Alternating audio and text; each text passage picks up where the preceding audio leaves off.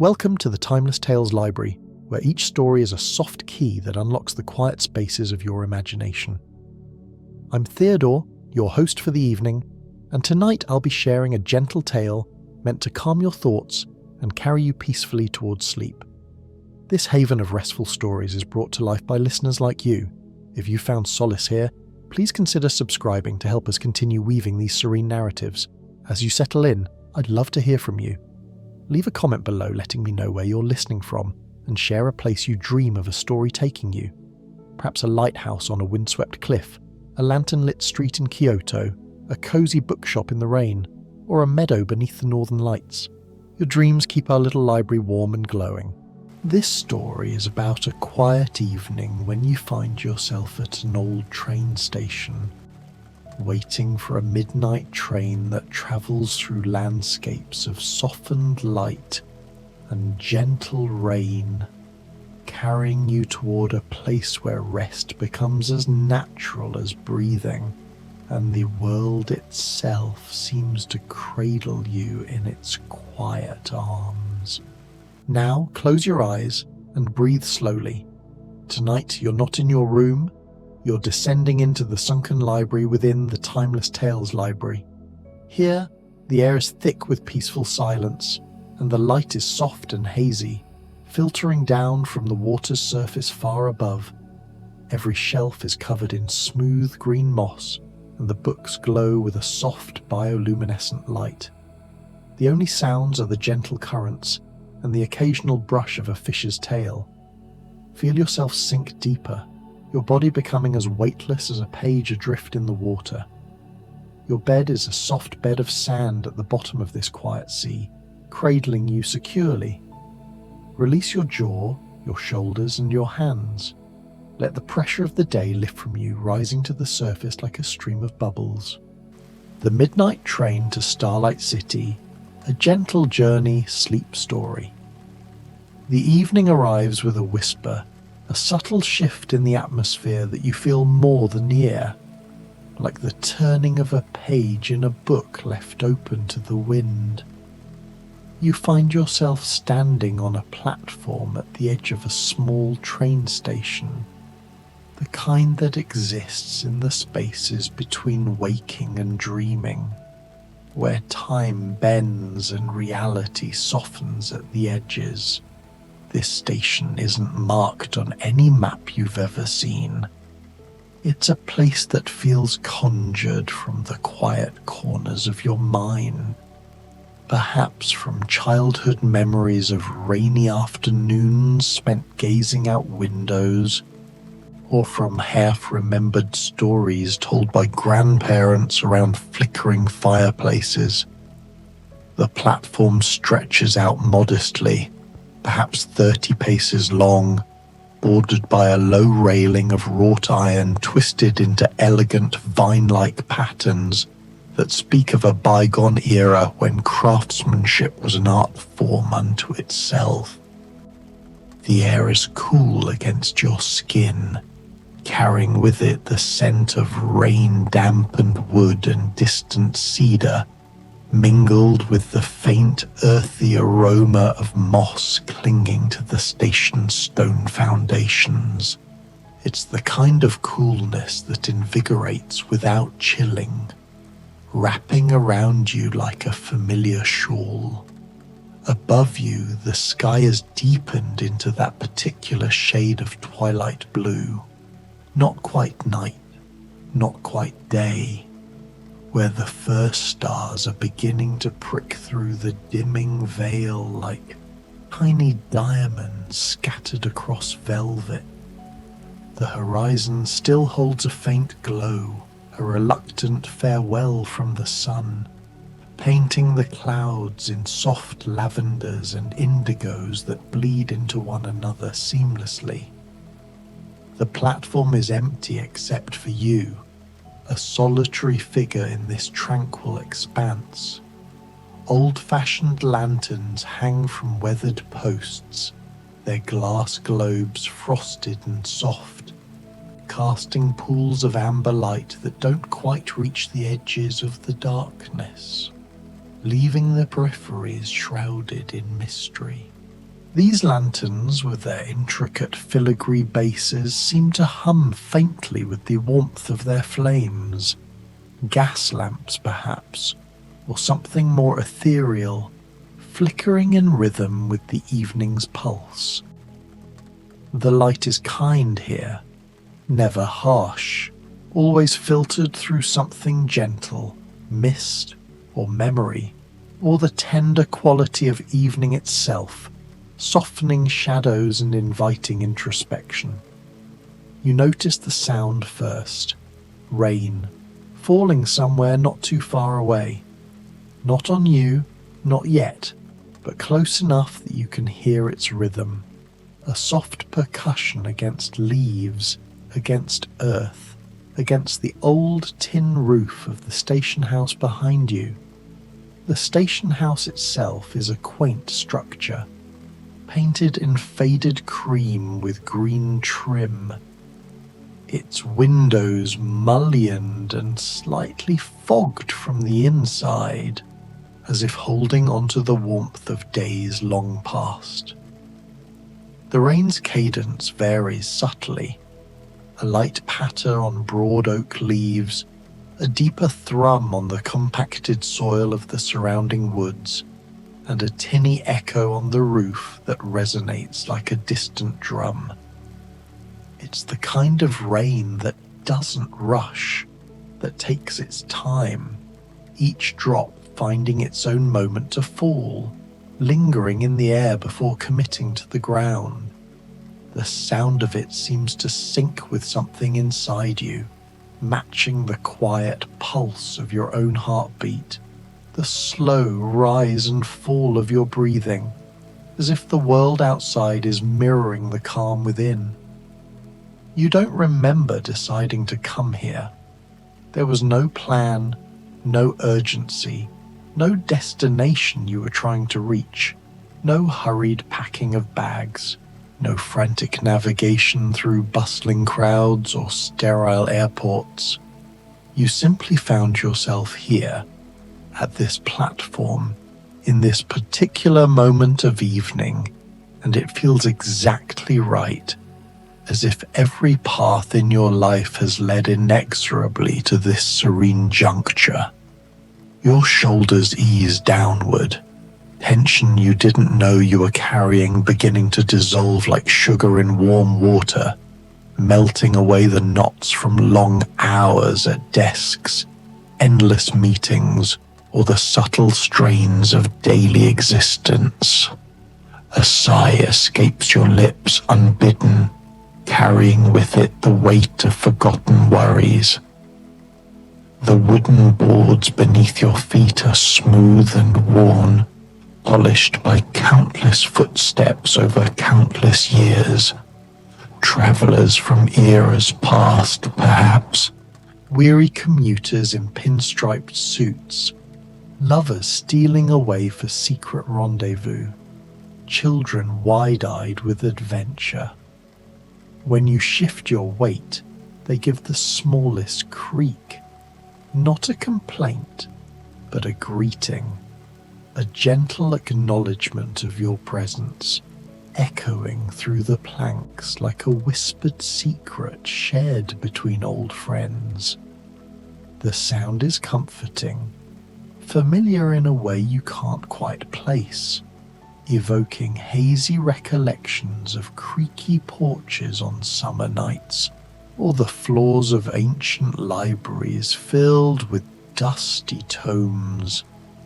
In the distance you hear it, the low melodic call of a train whistle, a haunting tune that weaves through the air like a thread of silver. The sound is muffled by the rain and the evening air, coming from somewhere far down the tracks, somewhere you can't yet see, perhaps miles away where the rails curve through shadowed valleys. It doesn't startle you. Instead, it settles something inside you, an answer to a question you didn't know you'd been asking, a reassurance that movement, change is on its way, but in no hurry to disrupt the peace. The rain begins to reach you now, but only barely. The lightest mist, more like a thought of rain than rain itself, touching your face with cool, tender fingertips that leave behind a faint, refreshing dampness. You breathe it in, and the air tastes clean, mineral sweet, carrying hints of wet stone and night-blooming flowers you cannot name jasmine, perhaps, or something wilder, like moonflowers unfurling their petals under the emerging stars. The mist clings lightly to your hair, your clothes, without soaking through, just enough to heighten your senses, making every breath feel alive and renewed. You look down the tracks, twin ribbons of steel that gleam faintly in the lantern light, disappearing into the misty horizon. In the gathering darkness, you can just make out the glow of the train's headlight, a single point of soft gold, moving slowly, unhurriedly through the misty evening, bobbing gently like a lantern carried by an invisible hand. There is no need to rush here, no schedule to keep, no frantic checking of watches or worried glancing at timetables. The concept of time feels fluid, elastic, bending to the whims of the moment rather than dictating it. The train will arrive when it arrives, and you will board when you board, and everything will unfold at exactly the pace it needs to, like a flower blooming in its own season.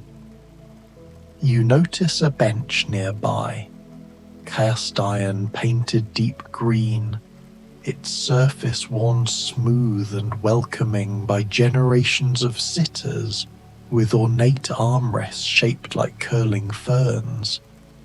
Without thinking about it, you sit down, the motion automatic, instinctive. The metal is cool but not cold, warmed subtly by the ambient air, and the curves of the bench seem made precisely for your body, supporting you in all the right places, the small of your back, the bend of your knees, cradling you like a custom-fitted embrace. You lean back and close your eyes for just a moment, listening to the rain, the distant train, the quiet settling of evening into night. In that darkness behind your eyelids, images flicker. Fragments of dreams, faces from your past, landscapes you've never visited but somehow know intimately. When you open your eyes again, the train is closer, its form emerging from the mist like an apparition solidifying. You can see it now more clearly. An old passenger train, its deep blue paint weathered to a soft, almost dreamlike patina, with accents of gold trim that catch the lantern light and sparkle faintly. The locomotive at the front is a classic design, rounded and robust, with a smokestack that releases not harsh smoke, but gentle puffs of steam that dissipate into the rain. Cars behind it, perhaps 5 or 6. Each have their own character, one with ornate scrollwork on the doors, another with stained glass insets in the windows that hint at colours within. The train slows as it approaches the platform, and you're struck by how quiet it is. No harsh squeal of brakes, no grinding of metal on metal, just a gentle sigh, a whisper of steam, and then stillness, as if the train is breathing in unison with the night.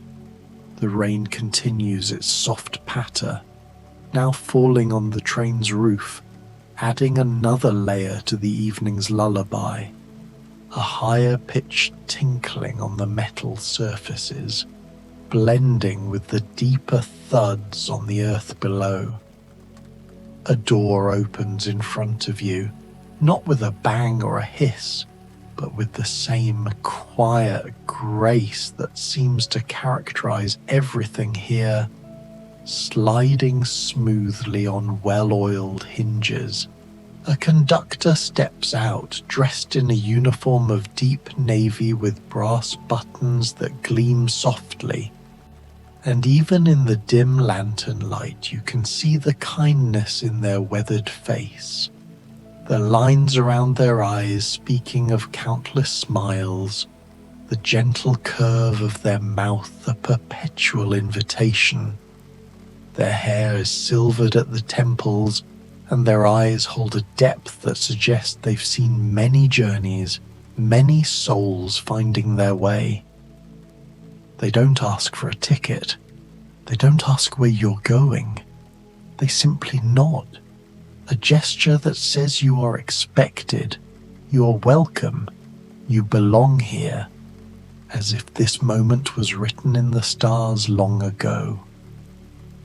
The midnight train to Starlight City, they say, their voice low and warm like honey dissolved in chamomile tea, with a faint accent that you can't place, perhaps from some forgotten corner of the world or from dreams themselves. Right on time. The words carry no irony. Time here is not a tyrant but a companion, always aligning perfectly with the flow of events. You stand, feeling your body move with an ease you'd forgotten was possible.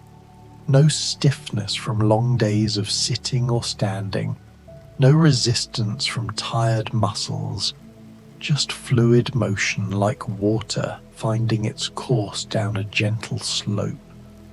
Each joint unfolds smoothly, your limbs light and unburdened. You step toward the train, and with each step something inside you becomes lighter, quieter, more still, a shedding of layers, like leaves falling in autumn, leaving only the essential core. The conductor helps you aboard, their hand steady and warm, calloused from years of service yet gentle, like a parent's guiding touch. And then you're inside, surrounded by that amber glow you saw from the platform, a light that seems to emanate from everywhere and nowhere, soft and enveloping. The interior of the train car is more beautiful than you imagined. Old mahogany wood polished to a soft gleam, with intricate carvings of leaves and vines along the paneling, evoking ancient forests. Brass fixtures that catch the light and scatter it gently. Lamps with frosted shades, handrails curved elegantly, add a touch of antique elegance. The seats are upholstered in deep blue velvet that looks as soft as clouds must feel, with subtle patterns embroidered in silver thread, perhaps stars or constellations that shimmer faintly. The car is empty save for you. This train, this journey, this evening, they are yours alone, a private sanctuary tailored to your unspoken needs. No chatter of fellow passengers, no distractions, just the quiet companionship of the train itself, humming softly with life. You make your way down the aisle, running your fingers along the backs of the seats, feeling the plush fabric yield beneath your touch, the velvet warm and inviting like stroking the fur of a contented animal. Each window you pass shows you the misty platform, the amber lanterns, the soft darkness beyond, framed like living paintings. The rain is falling more steadily now, drops racing down the windows in slow meandering paths, some straight and purposeful, others zigzagging playfully, and you stop to watch them, mesmerized by their lazy descent, tracing patterns that resemble rivers on a map or veins in a leaf. You choose a seat near the middle of the car, by a window, and sink into it. The cushion embraces you, supporting your weight with such perfect gentleness that you feel you could sit here forever, suspended in comfort. There's a small table beside the seat, made of polished walnut with inlaid designs of swirling galaxies, and on it someone or something has placed a cup, ceramic, warm to the touch, hand-thrown with subtle imperfections that make it feel personal, filled with something that smells of vanilla and honey and herbs you can't quite name, perhaps lavender or chamomile or a hint of mint. You lift it to your lips and sip. The liquid is perfectly warm, not hot enough to burn, just warm enough to spread comfort through your chest, your stomach, your limbs, like a gentle wave radiating outward. Each sip seems to carry away a little more tension, a little more of the day's accumulated weight, the emails unread, the conversations unresolved, these small anxieties that accumulate like dust. The train begins to move, and the motion is so smooth you barely notice the transition from stillness to movement. There's no lurch, no sudden acceleration, just a gentle easing forward, like a boat pushing off from shore into calm waters, propelled by some unseen benevolent force. Through your window, the platform slides away, the lanterns becoming smaller points of light, blurring into golden streaks as speed increases subtly, and then the train is gliding into open countryside, into the soft embrace of the rainy night. The rhythm of the train's movement quickly becomes a meditation. The gentle sway side to side, the quiet clack, clack, clack of wheels on rails. It's hypnotic, soothing, like being rocked in enormous tender arms, reminiscent of infancy's cradle. You settle deeper into your seat, the cup warm between your hands, and watch the world pass by outside your window, a panorama unfolding at a leisurely pace. The landscape is painted in watercolors, soft greys and blues and deep greens, all blurred together by the rain and the mist and the gathering darkness, creating a dreamlike haze. You catch glimpses, a meadow where wildflowers bow their heads beneath the rain, their petals folded closed for the night, colours muted to pastels, pinks and yellows softened to whispers. A grove of trees with branches that reach toward each other overhead, creating a canopy that filters the rainfall into a fine, dancing spray. Leaves rustling in a symphony with the drops, a stream that runs parallel to the tracks for a while, its surface stippled by raindrops, reflecting the last traces of twilight in the sky, with occasional flashes of silver from hidden fish darting beneath. Further on, the scenery evolves, rolling hills cloaked in fog, where distant farmhouses twinkle with solitary lights, suggesting lives lived in quiet harmony with the land. A forgotten orchard, apples hanging heavy and red, dripping with rain, their scent somehow permeating the glass to mingle with your tea. Bridges arch over quiet rivers, their stone arches ancient and moss-covered, echoing the train's passage with a hollow resonance. Occasionally wildlife stirs, a deer lifting its head from grazing, eyes luminous in the train's passing glow, an owl perched on a fence post, wings unfolding silently as it takes flight into the night. Everything you see is soft, gentle, at peace. There are no sharp edges here, no harsh lines or sudden movements, no billboards blaring advertisements, no highways cutting scars through the earth. The world outside your window exists in that liminal space between dream and reality, and you find yourself unsure which side of the glass is which. Are you dreaming the landscape, or is the landscape dreaming you? As the miles slip by, thoughts drift through your mind like clouds, reflections on paths not taken, joys rediscovered, the simple beauty of existence in this moment. The rain continues its lullaby, the train its steady rhythm, and you feel a profound sense of connection to the night, to the journey, to the enigmatic destination of Starlight City, where perhaps even greater wonders await under a canopy of eternal stars. The rain continues, sometimes lighter, sometimes heavier, but always with that same soothing rhythm. You notice how it matches your breathing, or perhaps your breathing has matched it. In and out, slow and steady, each breath deeper and calmer than the last. Your chest rises and falls in time with the rain's patter.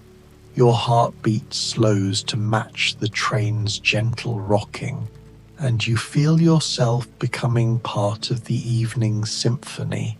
One more instrument in this quiet orchestra of night and rain and motion. The lights inside the train dim slightly, or perhaps your eyes are simply growing heavy. Everything takes on an even softer quality, the edges of your vision beginning to blur pleasantly. You set your cup down on the table. It's empty now, though you don't remember finishing it, and lean your head against the window. The glass is cool, smooth, and through it, you can feel the faint vibration of the train's movement, a gentle humming that seems to resonate through your skull and down your spine, releasing tension you didn't know was there. Time becomes fluid here. You might have been on this train for minutes or hours. There's no way to tell and no need to know. The rain continues its patient work, washing over the landscape, over the train, over the accumulated dust of the day. Each drop carries something away with it, you think. Some small worry, some unnecessary thought, some piece of tension that you've been holding onto for too long. Through the rain-streaked window, you see the train is climbing now, rising gently into hills. The landscape grows more ethereal with each moment, more dreamlike. Mist curls up from valleys below, reaching toward the train like gentle hands. You pass through clouds, actual clouds, you realize, drifting at this elevation, and for long moments you can see nothing but white, nothing but the soft glow of the train's lights reflecting back from the mist. It's like traveling through the inside of a pearl, or through the space between thoughts. Then you emerge and the world takes your breath away. Above the clouds now, the rain has become something else, a fine crystalline mist that sparkles in the starlight. And there are stars, more stars than you've ever seen, scattered across the sky in impossible profusion. The moon hangs low and full, its light silver soft, painting the clouds below you in shades of pearl and dove grey and the palest blue. The train follows the curve of the hillside, and through your window you can see both sky and earth, both stars and clouds, both the infinite above and the soft mystery below. You feel suspended between worlds, cradled in this perfect moment of transition and peace. Your eyelids grow heavier. Each blink takes longer, your eyes staying closed just a fraction more each time. But you don't want to miss this. Don't want to sleep through such beauty. So you fight gently against the pull of rest, keeping your eyes open just a little longer, just a little more. The conductor appears. You didn't hear them approach, didn't see the door open. They're simply there, moving down the aisle with that same gentle grace. They smile at you, and their smile is full of understanding. "Not much farther now," they say softly, their voice barely above a whisper, as if they too are reluctant to disturb the peace of this moment. "Starlight City is just ahead. You'll see it soon, just beyond that next valley." You nod, managing a small smile in return. The conductor continues down the aisle, and you turn back to your window, to the stars and the clouds and the moonlight painting everything in dreams. The train begins to descend now, gliding down the far side of the hill with the same smooth grace it climbed. You pass back into the clouds, and the world becomes soft again, intimate, wrapped in gentle grey. The rain returns, or perhaps it never left. Perhaps you were simply above it for a while, and its sound on the roof of the train is like 1,000 tiny fingers playing a lullaby on 1,000 tiny drums. You can feel yourself letting go now, releasing your hold on full wakefulness. It's not frightening, this gradual dissolution of alertness. It feels natural, right?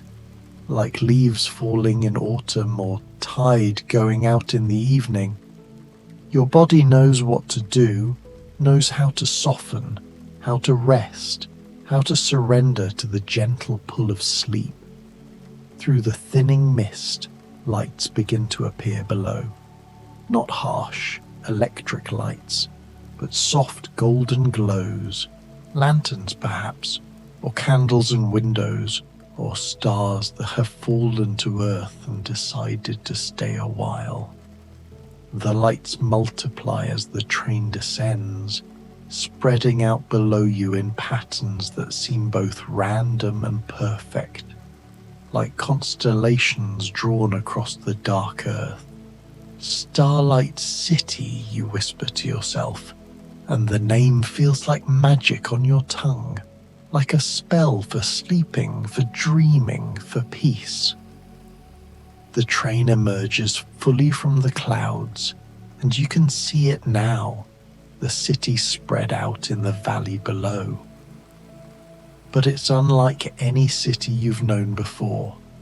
There are no harsh streetlights, no glaring signs, no rushing traffic.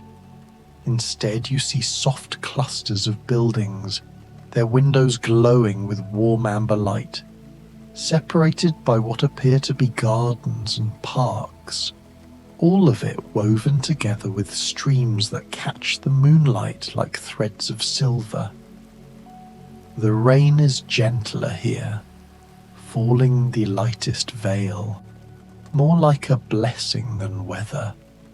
Everything seems to shimmer with moisture and moonlight, every surface reflecting and refracting the soft glow until the entire city seems to be made of light itself. Light and water, and the spaces between dreams. The train glides into the city, moving through tree-lined streets where the rain-dark branches arch overhead. creating natural tunnels that frame your view of the city beyond. You pass gardens where night-blooming flowers, jasmine and moonflower and others you cannot name, release their perfume into the rain-washed air. The scent reaches you even inside the train, sweet and calming, making your eyelids even heavier. You see a few people on the streets, but they move slowly, peacefully, as if they too are caught in the city's gentle spell. They look up and wave as the train passes, their faces kind in the soft light, and you raise your hand weakly to wave back, feeling the weight of your arm, the delicious heaviness settling into your limbs. The train begins to slow, and ahead you see the station, though station seems too industrial a word for what you're approaching. It's more like a pavilion made of glass and old wood, open on the sides, covered with climbing roses that even now, in the night and rain, seem to be blooming. Lanterns hang from the beams, their light dancing gently in the breeze. The train comes to its final stop with a sigh so soft it feels like the carriage itself is exhaling years of travel weariness along with you. The motion ceases so gradually that for several heartbeats you do not realize you have arrived. The world simply stops rocking and becomes still, as though the entire night has paused to let you catch your breath. You remain seated, cocooned in velvet and warmth, almost too relaxed to move, almost unwilling to disturb the perfection of this suspended moment. Your limbs feel heavy with honeyed languor, your thoughts slow and sweet, drifting like motes of dust in the amber lamplight of the car. Then the conductor is beside you, again without your having seen them approach, as silent and inevitable as moonlight. They extend a hand, palm up, fingers slightly curled in quiet invitation. The brass buttons on their sleeve catch the low light and hold it gently. "Come," they say, voice barely above the hush of rain on the roof. "Your room is ready." Your room. The words settle over you like the softest blanket, unquestioned, unquestionable. Of course there is a room. Of course it has been waiting. This is a place beyond questions, beyond the small, anxious negotiations of ordinary life. Here, things simply unfold as they were always meant to.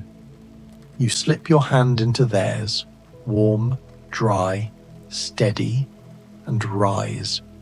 Your body moves like water now, fluid and effortless, as though gravity itself has decided to be kind tonight. You step down from the train onto a platform made of smooth, dark flagstones that gleam with rain. The air greets you like an old friend, pressing cool cheeks against yours, carrying the scent of night-blooming nicotiana and wet slate, and something electric, like the moment just before lightning when everything is poised. You breathe deeply, drawing the purity all the way into the marrow of your bones, and the rain misting your face feels like absolution. Every droplet seems to carry away a little more of the static that has clung to you for years.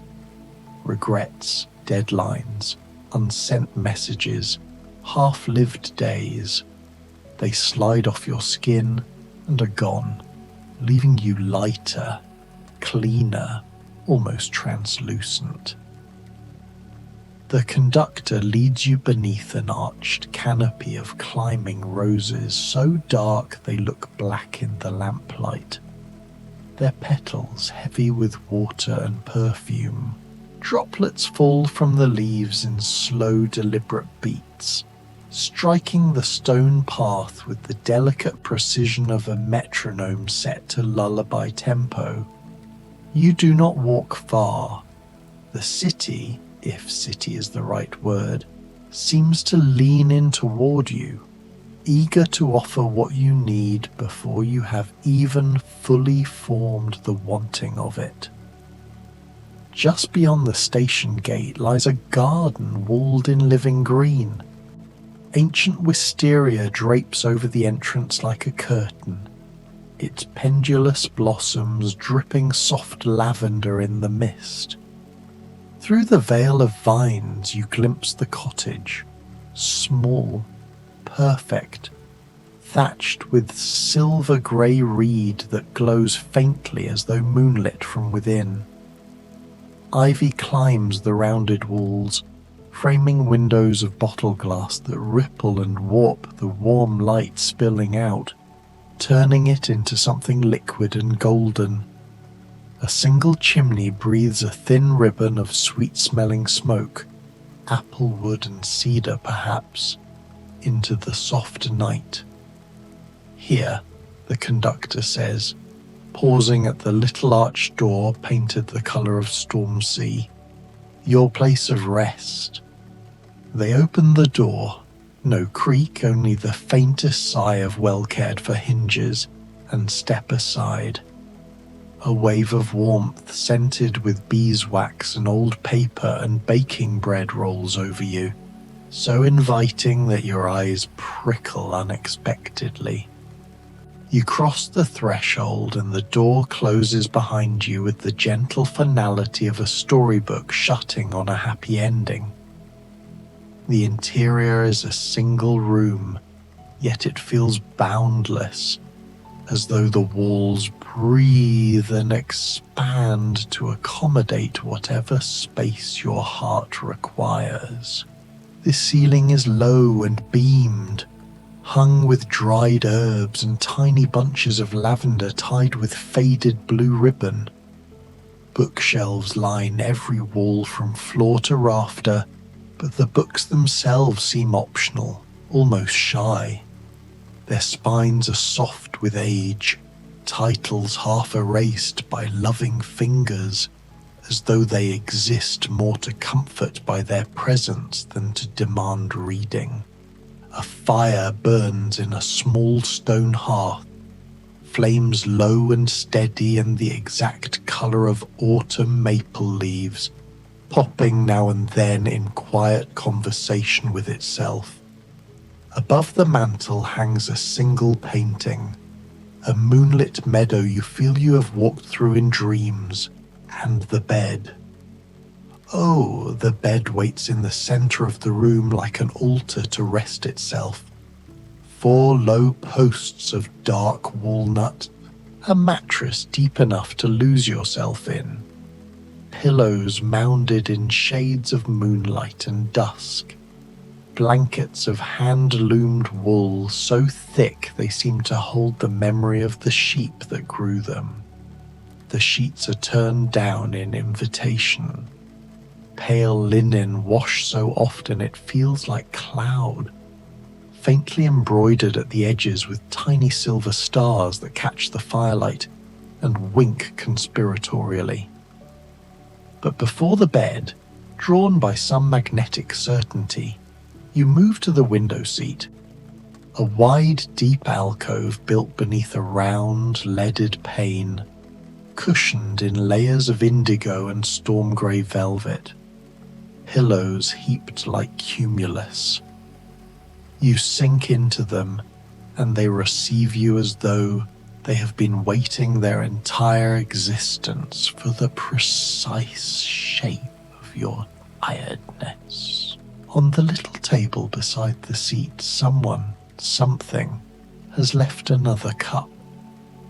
Thick pottery the colour of wet sand, filled with drinking chocolate so rich it borders on sinful, fragrant with cinnamon and orange peel, and a whisper of smoked chili that warms rather than burns. You wrap both hands around it, feeling the heat travel up your arms and into your chest, loosening the last secret knots you didn't know were there. Outside, the rain has found its perfect eternal rhythm, steady, gentle, patient as a mother's heartbeat.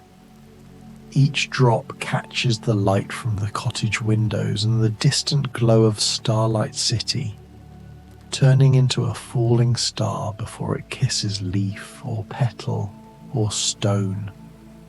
Beyond the garden wall, the city spreads down the valley in soft tiers of golden light. No harsh neon, only lanterns and candles and windows lit by kindness. Spires and domes rise here and there, delicate as sponge sugar, and above them the clouds are parting, revealing a sky so thick with stars it looks dusted with diamond powder. You sip the chocolate slowly, letting it coat your tongue, your thoughts, your tired soul. The sound of the rain is everywhere now, a liquid percussion on the thatch overhead, a silver whisper against the glass, a deeper murmur in the garden where it nourishes night-blooming flowers whose perfume drifts in through the cracked window. It is not merely background, it is the very pulse of this place, a lullaby older than language. Your eyelids grow heavy as moon-soaked silk. The lights outside blur into halos. The boundary between inside and outside softens, and you feel yourself becoming part of the rain's endless, gentle falling. You set the empty cup aside, empty again, though you do not recall the final sip, and simply sit, breathing in beeswax and wood smoke and distant jasmine, breathing out everything that is no longer yours to carry. Your shoulders drop another fraction. Your jaw unclenches with a tiny soundless sigh. Your hands open, palms up in your lap, an ancient gesture of receiving, of surrender, of trust. The rain continues its song, and you realize you no longer know where your edges are. You have dissolved sweetly and completely into the sound, into the warmth, into the tender arms of this small cottage at the edge of Starlight City. In a little while, though time has become optional, you will cross the few steps to the bed.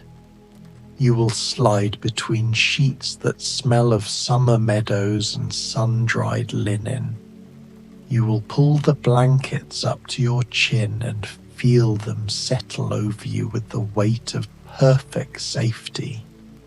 Your head will sink into a pillow that knows exactly how to cradle the precise curve of your tiredness, and sleep will come not as a visitor but as a homecoming. But for now you remain in the window seat, half dreaming already, watching the rain weave its silver curtain between you and the rest of the world. Outside, somewhere far below, the midnight train sounds its whistle one last time. A low, lingering note that feels like a benediction, a promise kept. Then silence folds back in, broken only by the endless tender percussion of rain on leaves, on roofs, on the grateful earth. Just the rain, falling forever, falling gently, falling like mercy itself. Your eyes close.